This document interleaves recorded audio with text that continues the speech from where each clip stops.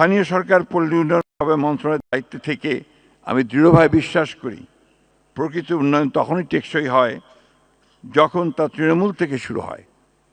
আমাদের দেশের যে স্থানীয় সরকারের স্তর তা গ্রামীণ জনগণের সবচেয়ে কাছাকাছি, অথচ বাস্তবতা হলো 2009 সালের স্থানীয় সরকার আইন অনুযায়ী স্থানীয় সরকার প্রতিষ্ঠানসমূহে যে পরিমাণ আর্থিক সম্পদ হস্তান্তরের কথা বলা হয়েছিল তা এখনও বাস্তবায়িত হয়নি। আমি স্পষ্ট করে বলতে চাই, এই ঘাটতি পূরণ করাই আমাদের মন্ত্রণালয়ের অগ্রাধিকার। সেই লক্ষ্যেই ইউনিয়ন ডিজিটাল সেন্টারগুলোকে রুরাল ডিজিটাল সেন্টারে রূপান্তর করা হবে, যেখানে নাগরিক সেবা থেকে শুরু করে কৃষি, স্বাস্থ্য, শিক্ষা, আর্থিক অন্তর্ভুক্তি সব সেবাই এক ছাদের নিচে পাওয়া যাবে। আমরা দেশের সবচেয়ে পিছিয়ে পড়া জেলাসমূহকে পর্যাপ্ত বরাদ্দ প্রদানের সিদ্ধান্ত নিয়েছি, যাতে আঞ্চলিক বৈষম্য না বাড়ে। এবং সবচেয়ে গুরুত্বপূর্ণ বিষয় হলো গ্রামীণ অবকাঠামো ও সমবায় খাতে দুর্নীতি রোধে স্বাধীন, জবাবদিহিমূলক তদারকি ব্যবস্থা প্রবর্তন করা হবে। আমরা এমন এক স্থানীয় সরকার ব্যবস্থা করতে চাই যেখানে ক্ষমতা থাকবে জনপ্রতিনিধিদের হাতে, জবাবদিহিতা থাকবে জনগণের কাছে। সুধীবৃন্দ, আমাদের গ্রামীণ অর্থনীতি আজ এক গভীর রূপান্তরের মধ্যে দিয়ে যাচ্ছে।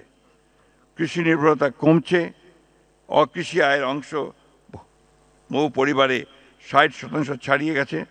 নারীরা ক্রমেই কৃষি ব্যবস্থাপনায় নেতৃত্ব দিচ্ছেন। এই লক্ষ্যে আমরা এক গ্রাম এক পণ্য, ওয়ান ভিলেজ ওয়ান প্রোডাক্ট কর্মসূচি চালু করেছি, যেখানে প্রতিটি গ্রাম তার নিজস্ব সম্পদ, দক্ষতা, ঐতিহ্য অনুযায়ী একটি পণ্য বেছে নিয়ে উৎপাদন থেকে বাজারজাতকরণ পর্যন্ত সম্পূর্ণ মূল্য শৃঙ্খল গড়ে তুলবে। কৃষি যান্ত্রিকীকরণের ক্ষেত্রে আমরা ভর্তুকি নির্ভর যন্ত্র বিতরণ থেকে সরে এসে সেবাভিত্তিক মডেলে যাচ্ছি, যাতে ক্ষুদ্র প্রান্তিক কৃষকরাও আধুনিক যন্ত্রপাতি ব্যবহারের সুযোগ পান। গ্রামীণ অকৃষি খাত, যা ইতিমধ্যে গ্রামীণ পারিবারিক আয়ের প্রায় 40-45% যোগান দেয়, তাকে সুনির্দিষ্ট কর্মসূচির আওতায় কর্মসংস্থান সৃষ্টির উদ্যোগ গ্রহণ করা হয়েছে। সুধীবৃন্দ, সমবায় আন্দোলন এদেশের গ্রামীণ অর্থনীতির একটা প্রাণ শক্তি ছিল, কিন্তু দুর্ভাগ্যক্রমে এই সমবায় আন্দোলন আমাদের সেইভাবে গড়ে ওঠেনি। আমরা নতুন করে একে সচল করতে চাই।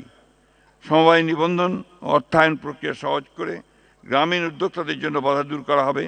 তার পাশাপাশি স্বচ্ছতা নিশ্চিত করতে একটি জাতীয় ডিজিটাল সমবায় নিবন্ধন ব্যবস্থা গড়ে তোলা হবে, যা কিনা নির্বাচনী ইশতেহারে আমাদের দেওয়া গ্রামীণ সমবায় পুনরুজ্জীবনের অঙ্গীকারী বাস্তবায়ন।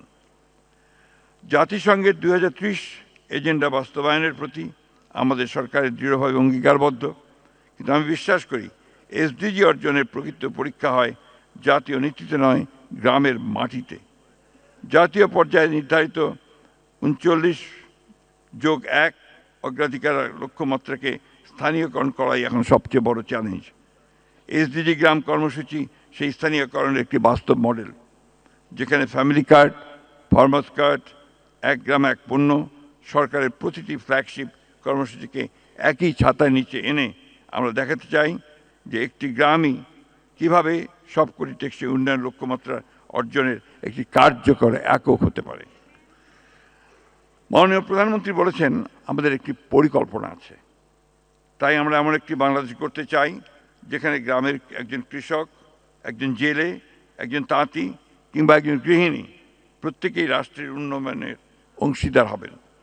উপকারভোগী মাত্র নয়, দুর্নীতিমুক্ত, স্বচ্ছ ও জবাবদিহিমূলক স্থানীয় সরকার প্রতিষ্ঠা করাই আমাদের অঙ্গীকার, যেখানে প্রতিটি টাকার হিসাব থাকবে জনগণের কাছে।